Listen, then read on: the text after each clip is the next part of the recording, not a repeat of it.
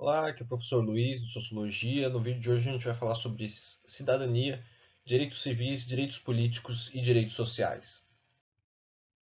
Começando por cidadania, o termo cidadania ele se refere, à prática de direitos e deveres de um indivíduo perante o Estado. E isso remonta desde da organização das sociedades mais antigas. A gente tem o conceito de cidadania, de cidadão, tudo que é relacionado à cidadania, cidadão, a interação do indivíduo na sociedade a partir do, da interferência ou do intermédio do Estado, a partir da Grécia Antiga. Vocês já devem ter visto nas aulas de história, na Grécia Antiga, também na Roma Antiga, a ideia de cidadão, né, nas cidades-estado, a participação dos indivíduos, a participação política dos indivíduos na sociedade, a partir da decisão direta, também chamada de democracia direta, nas decisões da cidade, da sociedade. E a ideia de cidadania, o conceito de cidadania, de cidadão, já tem um surgimento nessa época, na Grécia Antiga, na Roma Antiga. É importante a gente falar que nessa época, esses períodos em que já existia essa ideia de uma participação na sociedade, uma participação dos indivíduos, uma participação ativa, tanto na questão das questões políticas, das decisões na sociedade, a disputa pelo poder na sociedade, mas também na questão na garantia de direitos, e também no estabelecimento de normas e regras na sociedade, os deveres, como a gente entende. Apesar de o conceito de cidadania ter surgido já nessa época, isso não era estendido a todos. Como a gente viu, provavelmente vocês viram na aula de história, na Grécia Antiga, boa parcela, algumas parcelas da população não tinham essa participação política, ou não tinham todos os direitos garantidos, ou não poderiam participar das decisões na sociedade. A gente viu que o direito ao voto, por exemplo, e a decisão política na Grécia Antiga estava restrita aos homens livres a partir de uma certa idade. Isso significa que, literalmente, homens, mulheres estavam excluídas desse processo.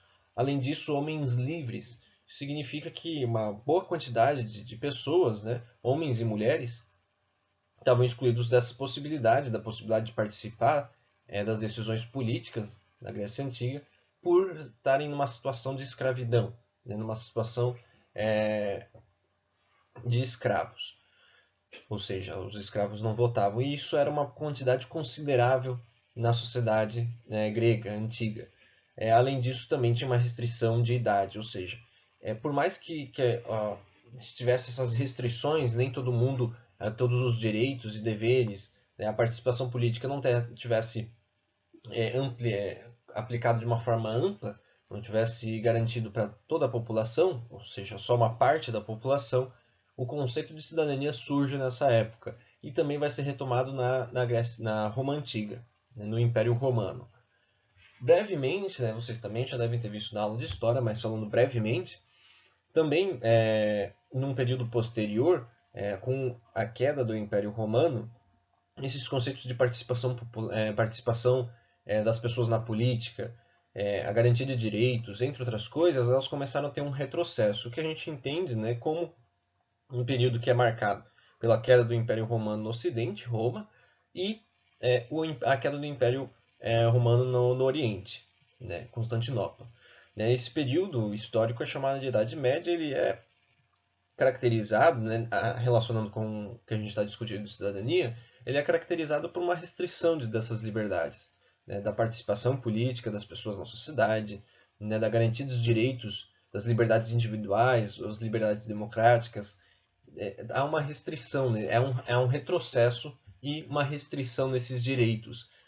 De novo, por mais que esses direitos estivessem restritos a um grupo de pessoas, nem todas as pessoas na sociedade eram consideradas cidadãos, mesmo assim há um retrocesso, por mais que não seja amplo esse direito na Grécia Antiga e na Roma, mesmo assim isso passa por um retrocesso durante a Idade Média. Que a gente já viu nas aulas de história, também comentei nas aulas de sociologia, sobre a monarquia absolutista. Nesse período da Idade Média, tem a consolidação das monarquias nos diferentes territórios europeus. Além disso, também um sistema econômico e social que a gente conhece como feudalismo, que é a distribuição de terras, né, em feudos, e esses feudos controlados pelos senhores feudais, que são ligados à nobreza, ao clero e à monarquia, né, ao rei. Então, nesse período, além de há um retrocesso político, ou seja, o poder está consolidado na mão do rei, né, e da nobreza, de uma aristocracia nessa época, um pequeno grupo que controlava a sociedade, ou seja, não tinha uma participação política das pessoas na sociedade, uma participação ativa. Também não tinha uma garantia de direitos de liberdades individuais. Nesse período, é diferente da Grécia Antiga, da Roma Antiga, não há uma expressiva quantidade de escravos. Na Grécia Antiga e na Roma Antiga, se tinha a condição de escravos, que é um pouco diferente do que a gente viu, por exemplo, nas grandes navegações, né, com a escravidão das populações nativas, das populações indígenas e também da população dos povos da África. É uma escravidão um pouco diferente, em condições um pouco diferentes, mas ainda assim era escravidão. No período da Idade Média não há uma grande quantidade, né, nos territórios europeus de pessoas em situação de escravidão, são pessoas livres, mas não totalmente livres. Os direitos, as liberdades individuais não são totalmente garantidas pelo próprio sistema feudal, né, do feudalismo. Ou seja, as pessoas estavam numa condição de servos, né, elas deveriam obedecer à autoridade do senhor feudal, que tinha um controle sobre o território, o feudo. Nesse sentido, eram restritas, né, as pessoas não eram propriedade do senhor feudal, né, mas por outro lado, elas não tinham totalmente as suas liberdades individuais garantidas, visto que elas deveriam ter, respeitar ou se submeter à autoridade do senhor feudal. Então aqui é uma restrição das liberdades individuais e também as liberdades políticas, como eu comentei. Nesse período de transição do sistema feudal para o sistema capitalista, né, há um intenso debate sobre os direitos individuais das pessoas, né, os direitos que cada um deveria ter, né, que a gente viu com os contratualistas, os autores que defendem a ideia de um contrato social, que a sociedade, o Estado teria surgido a partir de um contrato social, né, que a gente viu três autores, Thomas Hobbes, John Locke e Jean-Jacques Rousseau. Esses três autores, em certa medida, alguns desses três autores têm a ideia de que as pessoas teriam naturalmente direitos, né? Ou todas as pessoas deveriam ter direitos mínimos garantidos, como John Locke, que era dos pensadores do liberalismo, né? Era um pensador liberal, ou seja, defendia maiores liberdades individuais, maiores liberdades econômicas, né? Se contrapondo à monarquia e se contrapondo ao feudalismo. John Locke vai falar em direitos naturais, né? Ou seja, bem intuitivo, né? Que são direitos da natureza do ser humano, ou seja, né? Para garantir esses direitos basta ser humano, ou seria naturalmente do ser humano esses direitos, que ele denomina três principais direitos naturais, que é o direito à vida, o direito à liberdade e o direito à propriedade. Ou seja, todos os seres humanos teriam esses três direitos, teriam a possibilidade de ter essas três prerrogativas.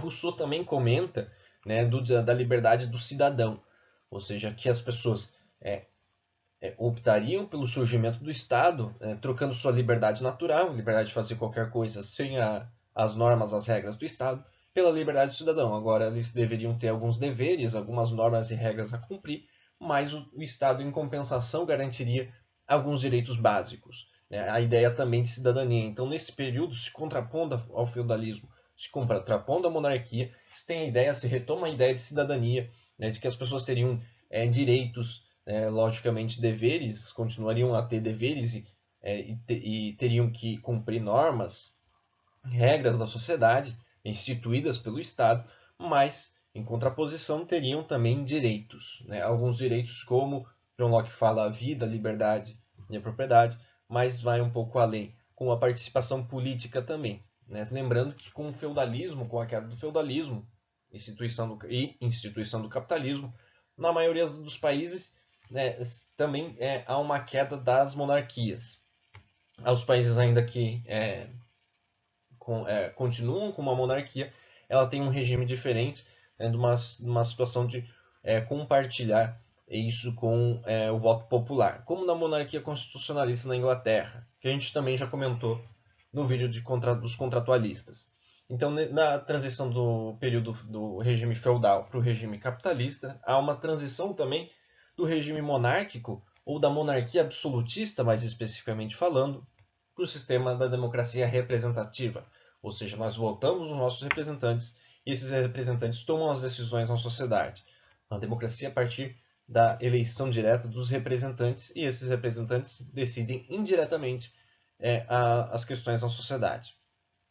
E também essas questões, esse pensamento sobre cidadania, sobre direitos naturais, ou seja, seria da natureza do ser humano ter certos direitos, entre outras coisas, dá o início, o início do debate sobre direitos humanos também, que a gente vai ver em outro vídeo mais para frente. Né? Mas, já mencionando, essa ideia de direitos humanos, ou seja, direitos próprios dos seres humanos, já vem dessa ideia da cidadania e direitos naturais já no século XVI, XVII. E, a partir dessas ideias de direitos, né, direitos e deveres, a cidadania seria a prática de direitos e deveres de um indivíduo perante o Estado, esses direitos e deveres se dividem em três principais categorias, que são os direitos civis, os direitos políticos e os direitos sociais. Começando pelos direitos civis, ali na tela, os direitos civis são aqueles que permitem ao cidadão exercer sua liberdade individual. Né? E a gente tem como exemplos, né, de direitos civis a liberdade de expressão, a liberdade religiosa, né, o direito à vida, o direito à propriedade, entre outras coisas. Né? A gente está comentando aqui basicamente os direitos, os direitos, as liberdades, né, das pessoas conduzirem sua vida como acharem melhor ou como preferirem. Né? Os direitos civis parecem bastante simples ou bastante básicos, vamos dizer assim, né? E de certa forma são básicos, mas no sentido são bastante comuns, mas há uma restrição nos direitos civis, tanto na época do feudalismo, né, que as pessoas tinham que respeitar a autoridade ou prestar contas ao senhor feudal, ou seja, muitos desses direitos, né, e dessas liberdades individuais não estavam garantidas na época do feudalismo, mas mesmo no capitalismo, ou mesmo na sociedade no período mais contemporâneo da sociedade, por exemplo, no século XX, há restrições a esses direitos civis. A gente viu, por exemplo, né, a luta pelos direitos civis da população negra nos Estados Unidos, a partir da década de 50. Até a década de 50, 60, imperava nos Estados Unidos algumas leis segregacionistas, né, de segregação racial, né, entre brancos e negros. Essas leis tinham uma série de imposições, como a separação física dessas populações, né, escola para branco, escola para negro, banheiros públicos para brancos, banheiros públicos para negros, espaços distintos para cada uma dessas populações, além de outras restrições, como restrição ao casamento, em alguns estados não poderiam casar brancos e negros, ou seja, uma série de ataques ou uma série de restrições aos direitos civis, como liberdade de ir e vir, né, liberdade de casamento, entre outras coisas, essas liberdades individuais. Né? Outro exemplo, né, de segregação racial, a gente tem o apartheid na África do Sul, que é um regime de segregação racial que tem uns moldes parecidos com o que houve nos Estados Unidos. O apartheid na África do Sul durou até 1994. Né? E a gente tem outros exemplos de ataques às liberdades individuais ou às liberdades democráticas que são do âmbito individual, a liberdade de expressão, entre outras coisas. Outra categoria de direitos são os direitos políticos, que é bem intuitivo, né? Essa categoria. São uma série de direitos que permitem ao cidadão participar do exercício do poder político. E daí, participar do exercício do poder político é algo mais amplo do que votar. Né? Muitas vezes, quando a gente fala em direitos políticos, a gente pensa no direito ao voto, o que está correto. Né? Também é isso. Mas, como a gente falou, como eu mencionei no vídeo de partidos políticos, né? Os partidos políticos eles se organizam, né? É uma organização, uma associação de indivíduos para disputar o poder político na sociedade, para disputar o poder na sociedade. Isso pode ser nas eleições, mas de uma forma mais ampla, na manifestação, né, numa greve, numa cooperativa, num sindicato, num grêmio estudantil, numa associação de moradores, enfim, de forma diversa. A mesma coisa aqui, quando a gente fala no cidadão participar do exercício do poder político, a gente não está falando só estritamente no direito ao voto. Né? Também o direito ao voto, de votar, de ser votado, mas também de participar em um partido político, o direito de se candidatar, o direito de organizar também outras instâncias, né, políticas, como a associação de moradores, o sindicato, o grêmio estudantil, entre outras coisas, né, a possibilidade de você se manifestar, participar de manifestações, né, a favor de uma certa pauta, né, organizar movimentos relativos a uma certa reivindicação, uma certa pauta, entre outras coisas. Ou seja, é mais amplo do que a ideia de votar. O direito ao voto está inserido nos direitos políticos, mas não é só isso. É algo mais amplo, é participar da sociedade, né, poder expressar, né, poder reivindicar e participar, né, da sociedade, participar do poder, da disputa de poder na sociedade de uma forma mais ampla. E por último, os direitos sociais, né, que são aqueles que garantem ao cidadão um mínimo de bem-estar econômico e uma vida digna, de acordo com o padrão do país e da época. Aqui a gente está falando basicamente de condições mínimas para a existência da população. E isso tem dois pontos a serem colocados aqui. Primeiro, a gente não está falando de uma vida confortável, uma vida confortável no sentido de uma vida luxuosa, né? Uma vida de ostentação. A gente está falando de um padrão mínimo para todas as pessoas, né? Para toda a população. E também a gente está falando de um padrão que é relativo ao país e à época. Né? As condições econômicas, sociais, tecnológicas, históricas de um país e de uma época. Ou seja, por exemplo, o direito ao acesso à internet, à inclusão digital.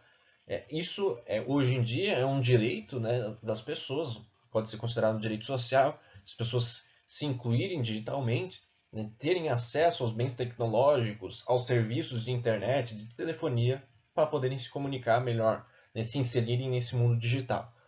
Isso não era uma necessidade há 500 anos atrás, até porque não existia internet, né? Ou mesmo, por exemplo, o direito ao transporte, né? O direito de ir e vir, o direito ao transporte, é algo que é relativo a cada época. Hoje em dia a gente tem meios de transporte que não existiam há 50 ou há 100 anos atrás. Então esses direitos eles vão de acordo com o padrão de cada época, né? Então, por exemplo, podem surgir tipos de direitos, né, de direitos sociais que não existiam antigamente, mas que hoje são fundamentais. Por exemplo, o direito da inclusão digital, inclusive para a gente poder estudar remotamente, ou estudar de uma forma ampliada, ou poder se comunicar com outras pessoas, entre outras coisas, ter acesso à informação, enfim. Mas, em geral, quando a gente fala em direitos sociais, a gente também está falando das coisas que são básicas, né? Que também são básicas em várias épocas, como o direito, por exemplo, à saúde, o direito à educação, o direito à alimentação, à moradia, né, à aposentadoria, condições mínimas de existência. Importante falar também que os direitos sociais eles são um aprofundamento das discussões sobre direitos civis e políticos. Vamos pensar o seguinte: se eu tenho dificuldades, por exemplo, com o transporte, como é que eu faço para acessar a cidade? Né? Como é que eu faço para garantir meu direito de ir e vir, né? Ou de acessar, de participar da sociedade, ou participar de uma votação, se eu não consigo chegar até o local de votação, enfim. Ou como é que eu consigo o meu direito à vida, por exemplo, algo básico, uma prerrogativa básica, que já John Locke falava, né? O direito à vida como um direito natural do ser humano.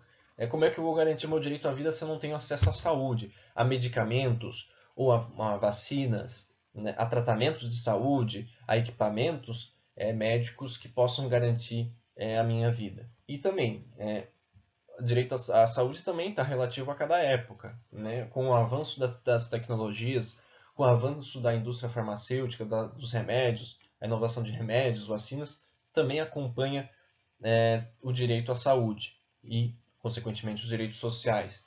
Então esses direitos sociais têm a ideia de garantir um padrão mínimo, né, uma condição mínima de bem-estar para a população, justamente garantindo, né, fazendo com que se garanta também os direitos civis e os direitos políticos da população. E é isso, até a próxima aula.